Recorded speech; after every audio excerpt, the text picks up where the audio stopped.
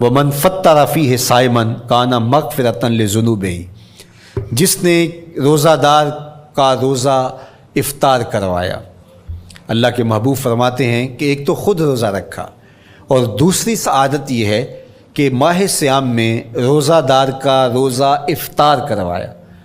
آپ شریعت بیضاء کو بنظر عمیق مطالعہ کر کے دیکھیں، ماہ صیام میں بہت زیادہ اس بات پہ زور دیا گیا ہے کہ روزہ افطار کرواؤ۔ اپنے گھر میں بیٹھ کر کے روزہ افطار کر لینا یہ بھی سعادت مندی ہے، روزہ نصیب ہو جائے، لیکن اس بات پہ بہت زور دیا گیا ہے ماہ صیام میں کہ ایک ماحول پیدا ہو، لوگوں کو افطار کروائیں تاکہ تمام لوگوں تک اللہ تعالیٰ کی نعمتیں پہنچیں اور لوگوں تک جو ہے وہ رمضان المبارک کی برکتیں پہنچیں۔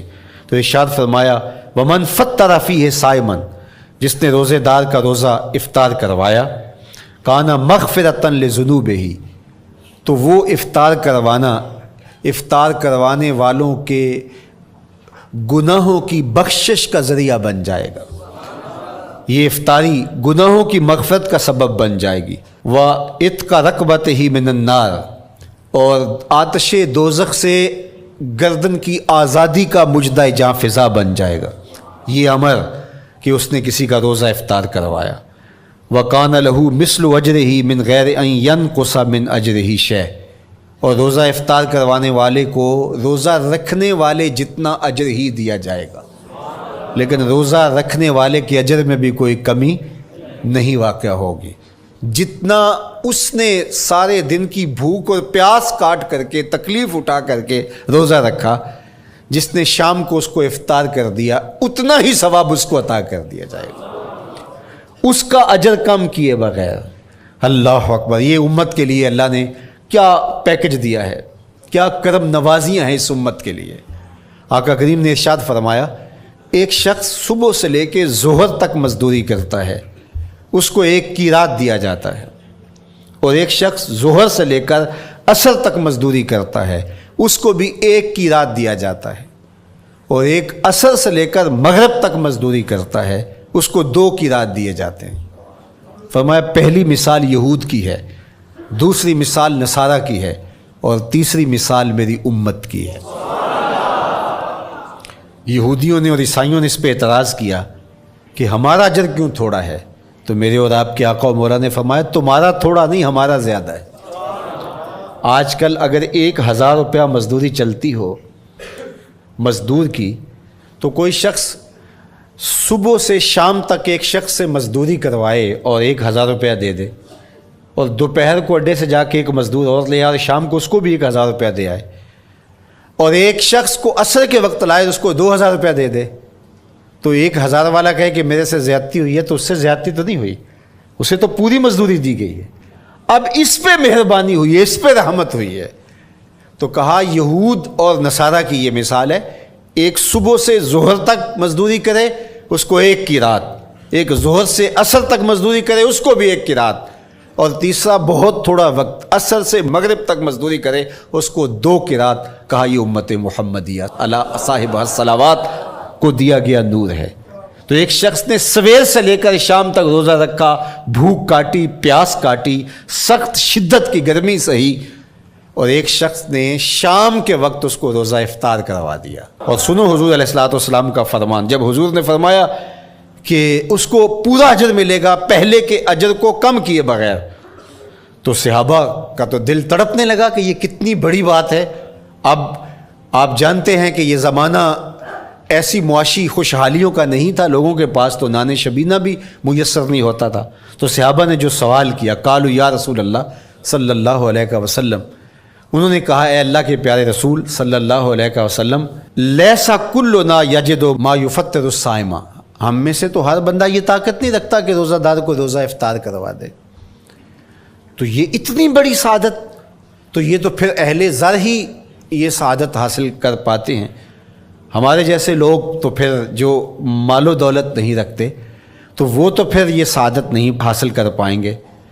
تو میرے اور آپ کے آقا و مولا نے کیا فرمایا؟ قال، حضور نے ارشاد فرمایا یؤت اللہ ھذا الثواب، یہ ثواب اللہ اس شخص کو بھی عطا کرے گا، من فطر صائمن علی مزقۃ لبن او تمرتن او شربت من ماء، فرمایا کہ یہ اجر اللہ اس کو بھی عطا کرے گا جس نے کسی کا روزہ ایک گھونٹ دودھ سے کھلوا دیا یا ایک کھجور سے کھلوا دیا یا پانی کے ایک گھونٹ سے اس کا روزہ افطار کروا دیا۔ لازمی نہیں ہے کہ دسترخوان سجا ہو، انواع و اقسام کے کھانے پڑے ہوں اور وہ افطاری ہی افطاری قرار پائے گی۔ جس نے کسی کو وہاں باہر ٹوٹیوں سے پانی کا گلاس بھر کے، کٹورا بھر کے سادہ پانی بھی پیش کر دیا تو اس کو بھی ثواب مل جائے گا۔ کتنا ثواب ملے گا؟ پورا روزہ رکھنے کا ثواب اس کو ملے گا۔ کتنی رحمتوں کی لوٹ سیل لگی ہے۔ کوئی ایسے بھی بانٹتا ہے، کوئی ایسے بھی کرم نوازیاں ہوتی ہیں، لیکن میرے رب کے خزانے کتنے کھلے ہیں۔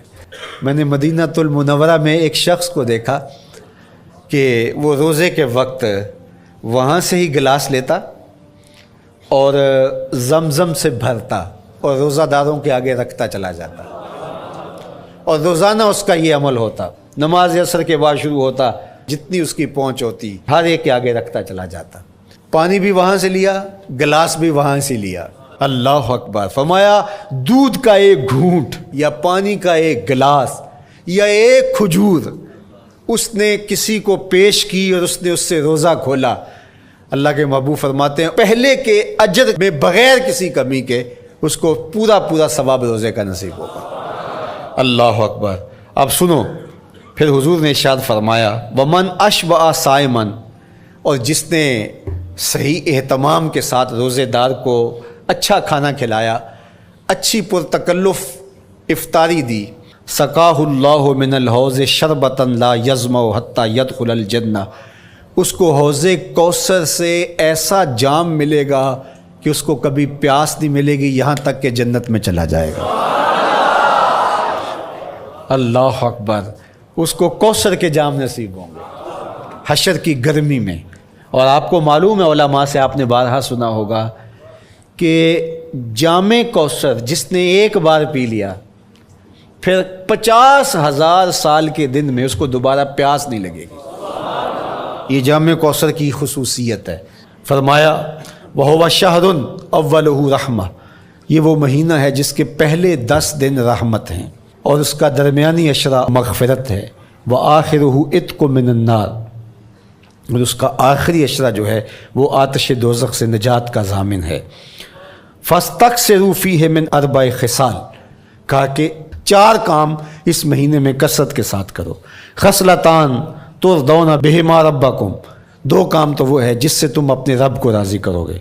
وخصلتان لا غنا بکم عنہما، اور 2 کام ایسے ہیں کہ ان سے بے نیاز نہیں ہو سکتے تو وہ تمہیں کرنے پڑیں گے۔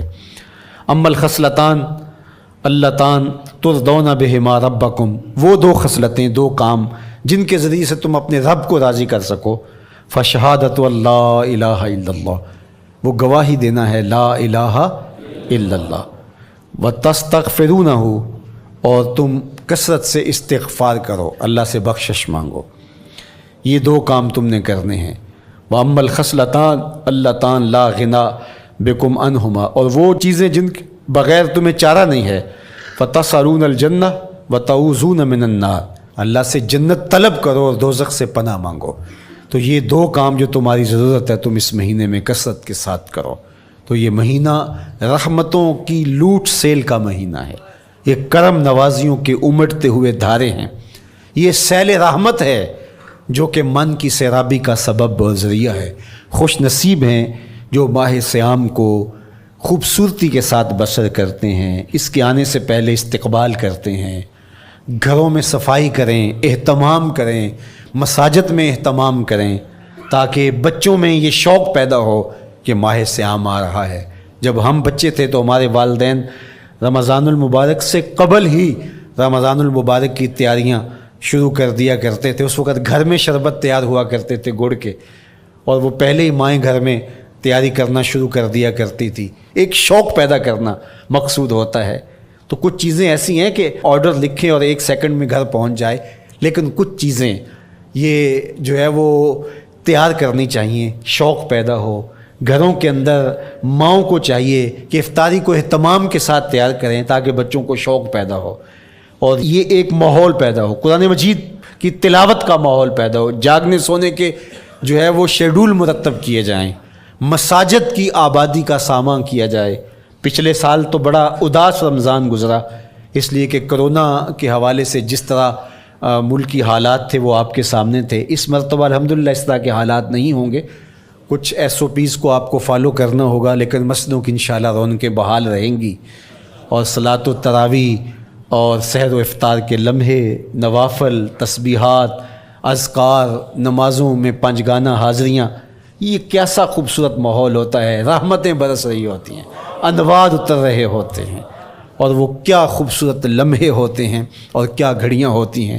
انشاءاللہ امسال مرکز مصطفیٰ کے اندر صلاۃ التراویح کے لیے خاص طور پہ ہم اہتمام کر رہے ہیں۔ میری آرزو تھی کہ جب مرکز کی تکمیل ہو تو پھر رمضان المبارک کا اہتمام کے ساتھ جو ہے وہ ہم انتظام و انصرام کیا کریں گے، چونکہ اس سے قبل بہت سارے تعمیراتی کاموں کی وجہ سے ہم الجھے رہتے تھے، لیکن اللہ کے فضل سے اب مرحلہ اول کی تکمیل ہو گئی اور مرحلہ ثانی کی طرف ہم بڑھنے والے ہیں۔ تو اس رمضان المبارک کے اندر ہمارے لیے بیٹھنے کی جگہ، خواتین کے لیے انتظام، افطار کے لیے، سحر کے لیے، دوستوں کے لیے انشاءاللہ خوبصورت اہتمام ہوگا۔ بہت اچھے قاری قرآن جو ہے وہ صلاۃ التراویح پڑھائیں گے، تو وہ میٹھے اور دل آویز لہجے اور مرکز کا ماحول، انشاءاللہ ذکر و فکر کے حلقے بھی ہوں گے، دروس قرآن کے حلقے بھی ہوں گے، تو ایک ماحول انشاءاللہ پیدا ہو، اور انشاءاللہ میں بھی آپ کے ساتھ ماہ صیام میں موجود رہوں گا، افطار کے لمحوں میں بھی، سحر کے لمحوں میں بھی، تراویح میں بھی، نمازوں میں بھی انشاءاللہ۔ اور پھر جب ہم ہوں گے تو ماہ صیام ہوگا، رحمت کی گھڑیاں ہوں گی، اترتے ہوئے انوار ہوں گے، محبتوں کا ہجوم ہوگا، افطار کے میلے ہوں گے، سحری کے خوشگوار لمحے ہوں گے، قرآن کی دل نواز صدائیں ہوں گی، اور مرکز مصطفیٰ کا نورانی پرکیف سرمدی ماحول ہوگا۔